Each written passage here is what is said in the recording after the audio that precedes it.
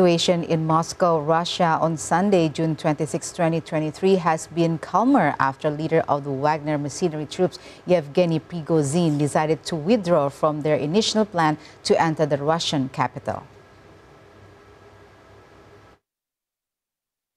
Vladimir Putin's government has reportedly reached a settlement with Prigozhin, with the Russian government stating that they will not file legal sanctions against the group and will allow it to go to neighboring Belarus. However, counter-terrorism measures have remained operational in some regions, including Moscow, Moscow Oblast, Voronezh, and Rostov.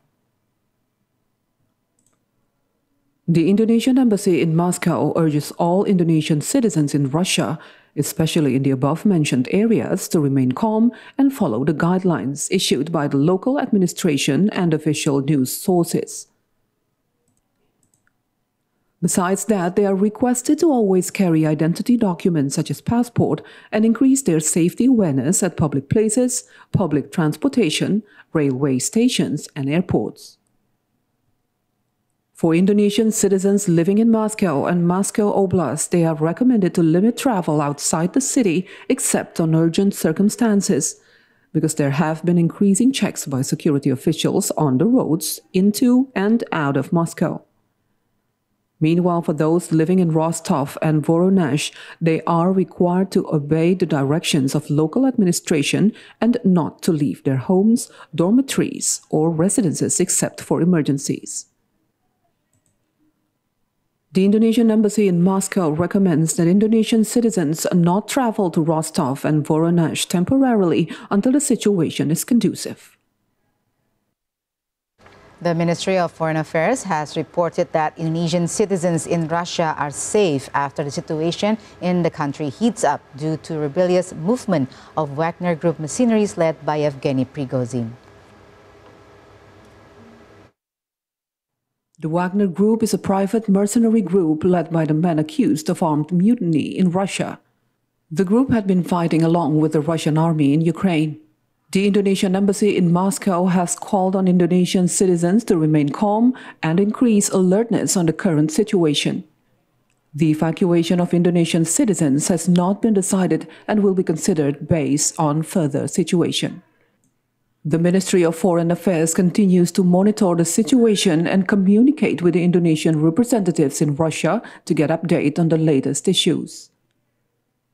The latest media report shows that the Wagner Group has decided to withdraw from their initial plan to march into Moscow.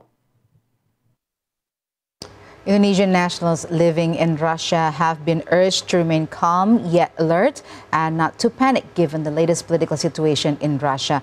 Joining us now via Zoom is Mr. Yuda Nugraha, Director of Indonesian Citizens Protection at the Foreign Affairs Ministry of Indonesia, to confirm on the latest situation regarding the Indonesian citizens there.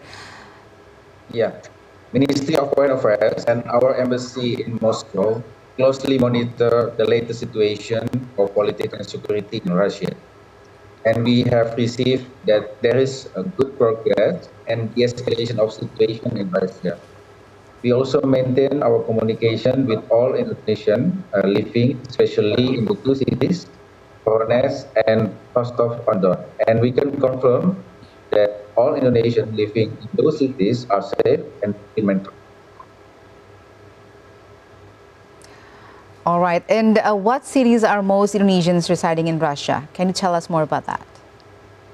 Yeah, we closely monitor our Indonesian living in the two cities, Voronezh and Rostov-on-Don. How many of them live in Oblast, Voronezh, and Rostov? There are 14 Indonesians living in Voronezh and 11 Indonesians living in Rostov-on-Don. All right. So the total is like around 51 Indonesian citizens are residing in Russia at the moment.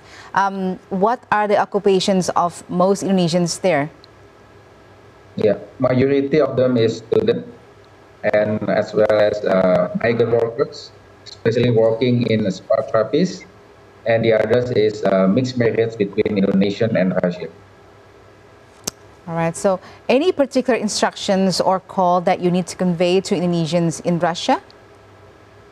Yeah, according to Minister of Foreign Affairs Regulation, it is the obligation of all Indonesian mission offices to have a contingency plan. And within those contingency plans, we have the obligation to give information to all Indonesian living in the country of accreditation. So in this connection, our embassy in Moscow has announced to all Indonesian living in Russia, especially living in Voronezh and Rostov-on-Don, to stay alert and stay calm.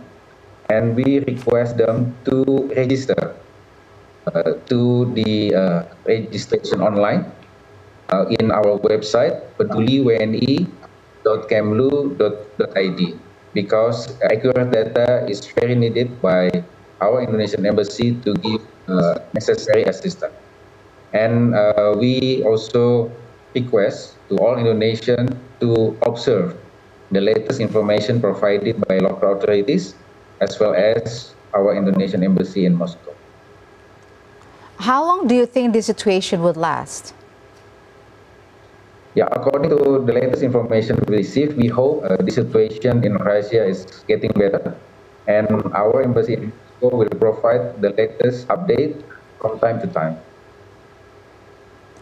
All right, Mr. Dia, thank you for your information. Hopefully the situation will get better soon. Thank you once again for speaking to us on TVR World. You're welcome.